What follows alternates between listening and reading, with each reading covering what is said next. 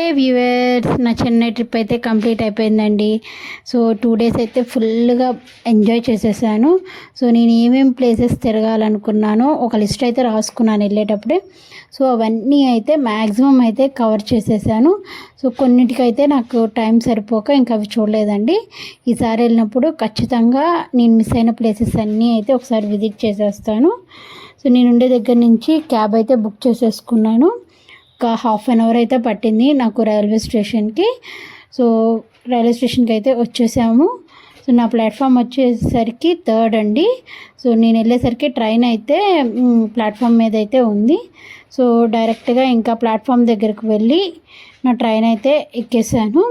So నాకైతే 12 hours journey అయితే పడుతుంది.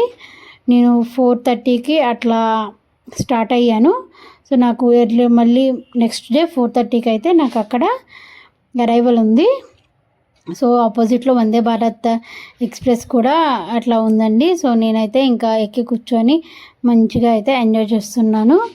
సో నేను చర్లపల్లిలో దిగాలి. చర్లపల్లి నుంచి మళ్ళీ భువనగిరికి ఇంకో ట్రైన్ అయితే ఎక్కేసి నా డెస్టినేషన్ అయితే చేరుకుంటున్నాను. సో ఇది అండి ఫుల్ చెన్నై వ్లాగ్ అయితే. సో మీ అందరికీ నచ్చిందనే అనుకుంటున్నాను. నచ్చితే సో చాలా బాగుంది, లేకపోతే ఒక్క లైక్ కానీ కామెంట్ కానీ ఏమైనా అయితే చేసేసేయండి వ్యూవర్స్. బాయ్.